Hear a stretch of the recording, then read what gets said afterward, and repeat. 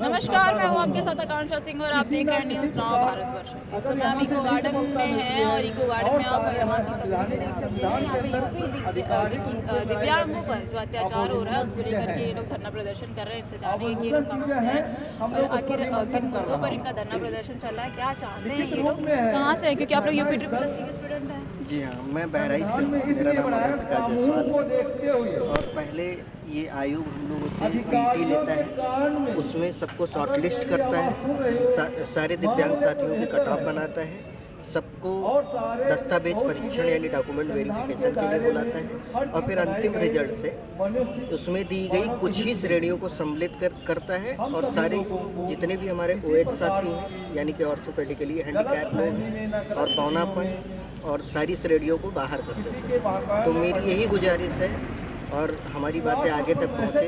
हम लोग कई बार जनता दरबार भी जा चुके हैं, वहाँ पे कोई सुनवाई नहीं है। 4-5 बार गए हैं, एप्लीकेशन लिया जाता है, वहाँ के कुछ अधिकारी लोग एप्लीकेशन लेते हैं, इसके बाद में बाहर भेज देते हैं। 4-4 घंटे बैठे रहते हैं और कोई सुनवाई नहीं है ना। अभी तक कोई पूछने आए यहाँ पे 10 दिन से लगभग हमारे साथी लोग सब। हम तो सुने कि योगी आदित्यनाथ की जनता दरबार में जो जाता है अपनी समस्या को लेकर के उसके समस्या का समाधान करता है। जी नहीं, ऐसा हम लोग के साथ नहीं हुआ, जबकि हम लोग समाज की उस श्रेणी में आते हैं कि जहाँ पे समाज में भी वो हमको दर्जा नहीं मिलता है सम्मान का जो देना चाहिए, बस अपाहिज के तरीके से।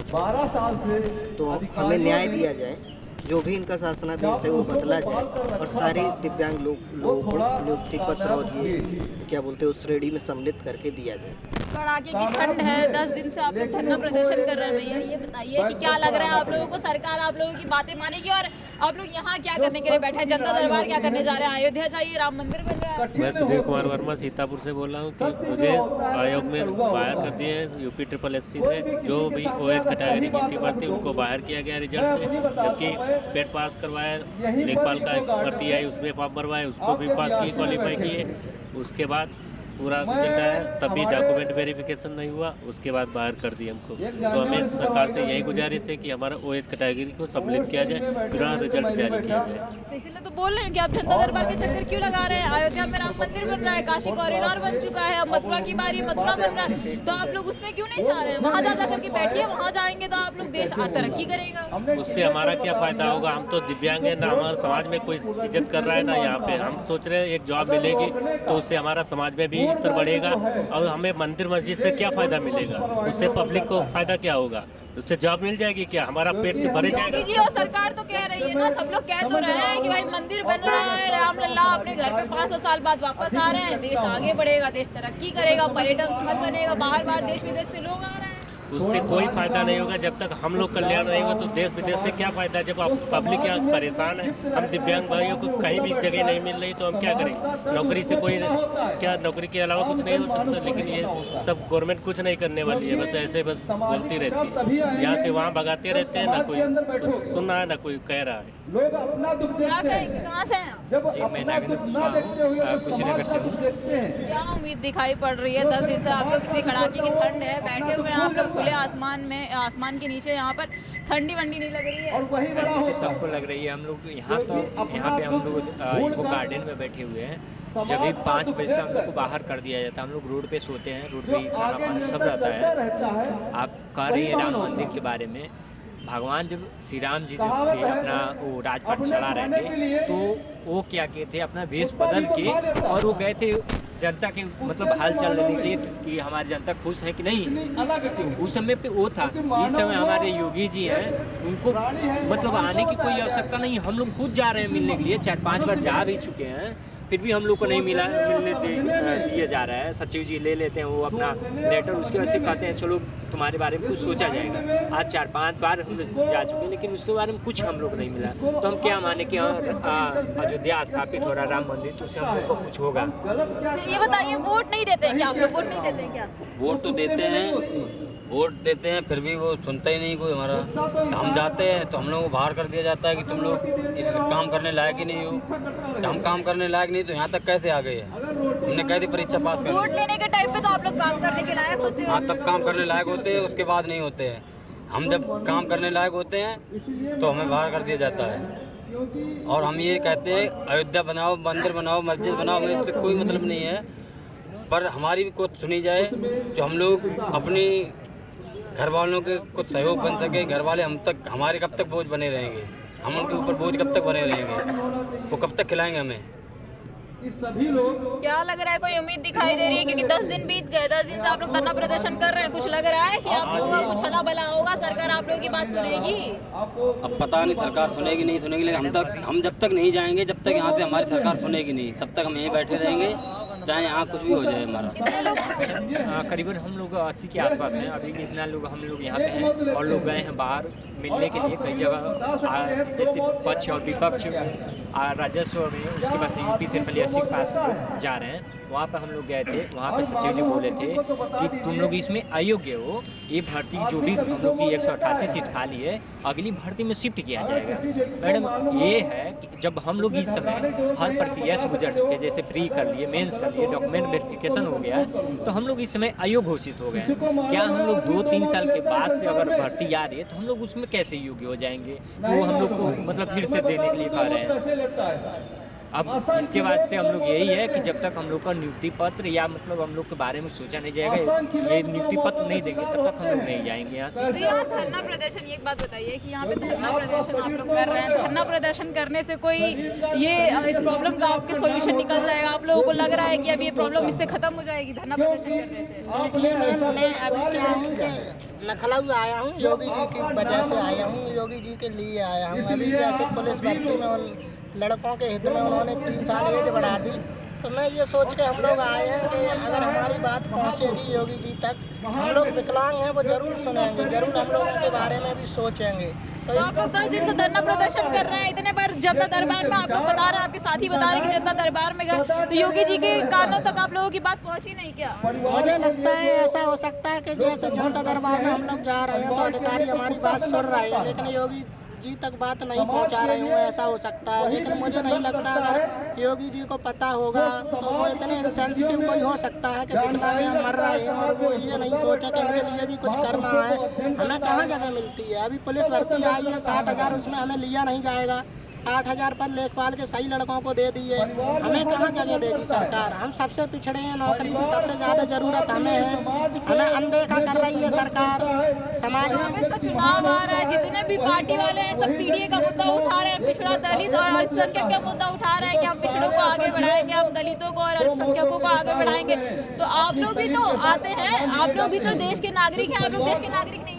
देश के नागरिक हैं, सब कुछ है, लेकिन नेताओं का क्या है, वो कहते रहते हैं कि दलित दलित, लेकर हमसे ज़्यादा कौन पिछड़ा है? लेकिन कोई नहीं सुन रहा है। हम तो यही देख रहे हैं, यहाँ पे जब हम आए थे तो हम लोगों को लगा कि हम लोग विकलांग हैं और सरकार हमें वरीयता देगी और हमारी जल्दी से जल्दी सुनेगी, लेकिन ऐसा हुआ नहीं। क्या लग रहा है भैया, मतलब आप लोगों की? इतना लगता है मैम कि ये लोग खुद ही मानसिक विकलांग हो चुके हैं। मेरे कहने का मतलब अर्थ से इतना यूपी ट्रिपल एससी आयोग है, यूपी ट्रिपल एससी आयोग है या फिर प्रशासन है, ये हम लोग दिव्यांग क्यों नाम दिया गया है कि देवताओं का अंग है, लेकिन सही में अगर देखी जाए तो ये लोग खुद ही मानसिक विकलांग हो चुके हैं। जो हम लोग के ऊपर ध्यान नहीं दिया गया, 3 वर्ष से इस भर्ती पे हम लोग को गुमराह किया गया। आखिरी में सत्यापन होता है, फिर रिजल्ट ये घोषित करते हैं, जिसमें फाइनल रिजल्ट में हम लोग को बाहर कर दिया गया है। तो क्या कहेंगे, 10 दिन से धरना प्रदर्शन कर रहे हैं, कहाँ से आए हैं यहाँ पर, क्या नाम है? कृष्णा सिंह नाम है,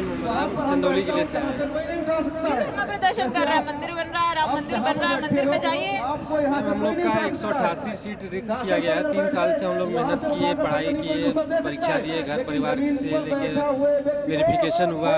उसके बाद क्या अब हम लोग को कि हम लोग उसके लिए एलिजिबल नहीं थे तो हम लोग को क्यों बुलाया गया? उसके बाद क्यों नहीं, हर स्टेट में होता है कि MP है, राजस्थान है, उत्तराखंड है, हर जगह लेखपाल में सबको लिया जाता है। उत्तर प्रदेश में अलग से हम लोग सब लोग हैं भाई लोग, कोई एक पैर से है, कोई एक हाथ से है, सब काम कर सकते हैं हम लोग। सेना में तो जाना नहीं है कि हम लोग को वहाँ पर बंदूक चलाना है या युद्ध लड़ना है। हमसे फिजिकल टेस्ट करा लें, जो उनको लगे, जो भाई कोई भी जो एलिजिबल है हमारे में उनको आप रखिए, लेकिन रखिए 188 सीट छोड़े, फिर अब अगले भर्ती में करेंगे, फिर उसमें भी नहीं करेंगे। लोग तो पढ़ के नहीं खाली है, लेकिन भर्ती नहीं कराई जा रही है, आप लोग की ज्वाइनिंग नहीं करवाई जा रही है। कितनी समस्याएं हो रही हैं आप लोगों को, क्योंकि 3 साल से आप लोग जैसे बता रहे हैं कि 3 साल से आप लोगों की तैयारियां चल रही हैं, कितनी समस्याएं हो रही हैं भैया आप लोगों को? सबसे पहले मैं धन्यवाद करना चाहूँगा न्यूज़ नाउ भारतवर्ष चैनल का जो आप लोगों ने हमारी आवाज़ सुनी और हमारी आवाज़ उठाई, तो आप लोग जान चुके हैं कि हमारा स्पष्ट विषय क्या है कि हम दिव्यांगों के साथ लेखपाल भर्ती में वो जो घोटाला हुआ है, और हमें धरना देते देते हो गए अब 11वां दिन है आज। हमारी बात किसी ने भी नहीं सुनी। अब हमारे सब्र का बांध खत्म टूट चुका है। अब लास्ट चारा हमारे पास ये बचा है, या तो हम यहाँ इको गार्डन में आत्महत्या कर लें या फिर हम सड़कों पर उतरें। अगर हमें सड़कों जल्दी पे उतरेंगे तो लाठीचार्ज होगा, आप लोगों को उठा के वापस यहाँ भर के ला दिया कोई नहीं, जाएगा और आप लोग तड़प के मरने से तो अच्छा है कि हम पुलिस की लाठी से मरे।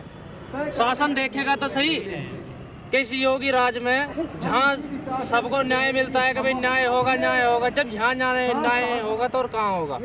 जब राम राज्य आने की स्थापना हो रही है कि राम राज्य आ रहा है, और राम राज्य आने से पहले उत्तर प्रदेश के लेखपाल जहां मुख्यमंत्री आवास से 10 किलोमीटर ही दूरी पे 11 दिन से भूखे प्यासे ठंड में तड़प रहे हैं, वहाँ सुनवाई न हो रही, तो बताओ पूरे प्रदेश का क्या हाल हो। हमारी कोई मांगे नाजायज नहीं है, जायज मांगे हैं। हमने 3 साल मेहनत करी है। सीटें खाली हैं, सीटें खाली हैं, भर्ती नहीं हो रही है। भर्ती नहीं हो रही है, अयोग्य बता दिया। जब हमने अगर हम अयोग्य ना थे तो हमसे मुख्य परीक्षा नहीं कराते, पेट का एग्जाम नहीं दिलवाते, डॉक्यूमेंट्स वेरिफिकेशन नहीं कराते। हम यहाँ जबरदस्ती थोड़ी घुस रहे हैं कि हम जबरदस्ती सीट मांग रहे हैं। हमारी सीट 22-25 साल पढ़ाई करो, तैयारी करो, 5-6 साल तैयारी में लगा दो, पेपर दो, उसके बाद अब ये हाल है। हमें वोट के टाइम पे तो कोई ना अयोग्य बताता कि ये अयोग्य है, विकलांग। 4% आरक्षण बढ़ा दिया सरकार ने कि हमने विकलांगों को 4% आरक्षण दिया।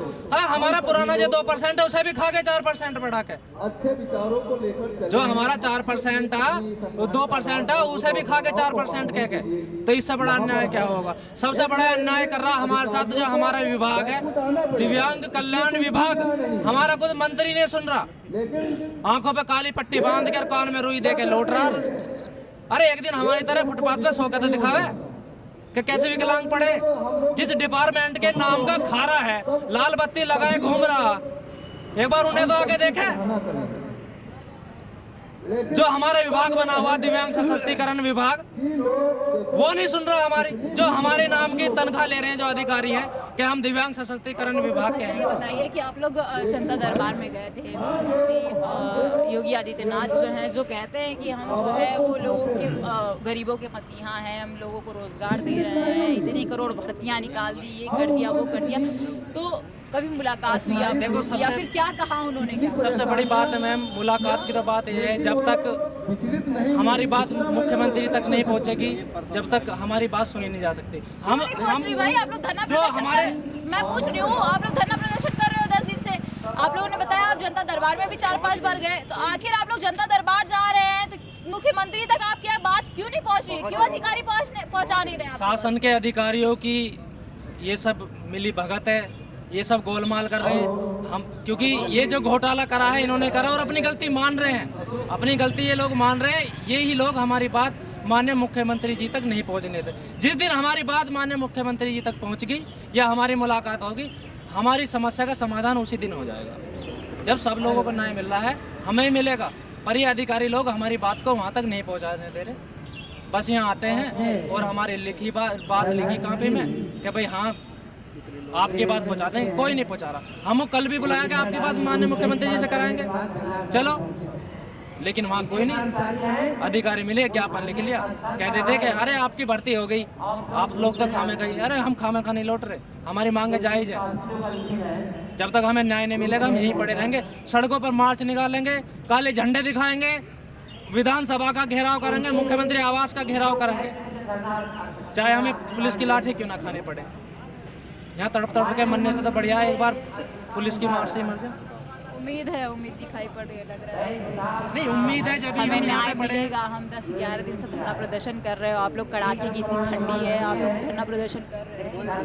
हमें तो ऐसा बिल्कुल भी नहीं लग रहा है, क्योंकि हम जहाँ तक मेरा सवाल है, मेरी प्रशासन तक बात पहुँच चुकी है और ये लोग ध्यान नहीं दे रहे इस चीज़ पर, क्योंकि उसमें बहुत सारे इन्वॉल्वमेंट है।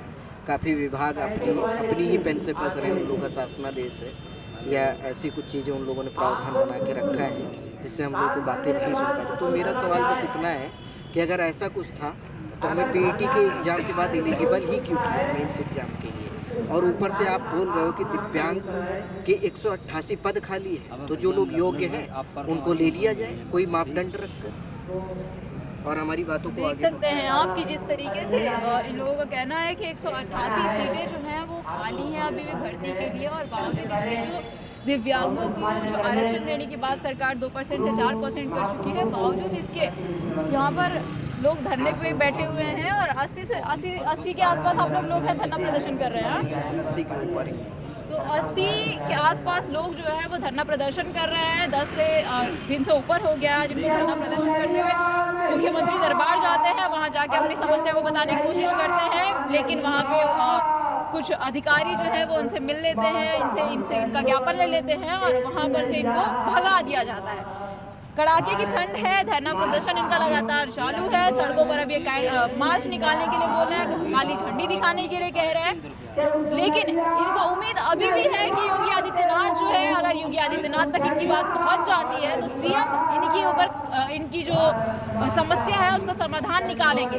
अब देखने वाली बात ये होगी कि आखिर सीएम तक, क्योंकि सबसे बड़ा सवाल ये है कि जिस तरीके से लोग जनता दरबार में जाते हैं तो क्या सीएम को इस बात का आभास नहीं होता होगा, ये बात सीएम तक पता नहीं चलती होगी कि इन्हें किन तरीके की समस्याएं हैं और ये किस लिए वहां पर आए हुए हैं, या फिर अधिकारियों की मिली भगत से इनका ज्ञापन ही वहां तक नहीं पहुंचता है। तो देखने वाले इसमें बात कई सारी हैं, सवाल कई सारे उठते हैं, क्योंकि आरक्षण का मामला और बेरोजगारी का मामला उत्तर प्रदेश में सरकार जिस तरीके से कहती है कि हम बेरोजगारी दे रहे हैं, बेरोजगार मुक्त कर रहे हैं, लोगों को रोजगार दे रहे हैं, तो ऐसे में बेरोजगारी के लिए लोग यहाँ पे धरना प्रदर्शन कर रहे हैं। और जहाँ दिव्यांगों की बात आती है तो दिव्यांगों का आरक्षण बढ़ा दिया गया है, 2% से 4% कर दिया गया है।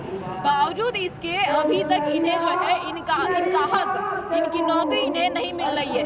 अगर ये उस जॉब के लिए या फिर उस काम के लिए अगर इनकी उतनी नीड ही नहीं थी, अगर तो इनके डॉक्यूमेंट्स जो है उसका वेरिफिकेशन ही क्यों कराया गया। तो कई सारे सवाल हैं। ऐसे देश दुनिया की तमाम खबरें आप तक लाते रहेंगे। बने रहिए हमारे साथ न्यूज़ नाउ भारतवर्ष के साथ।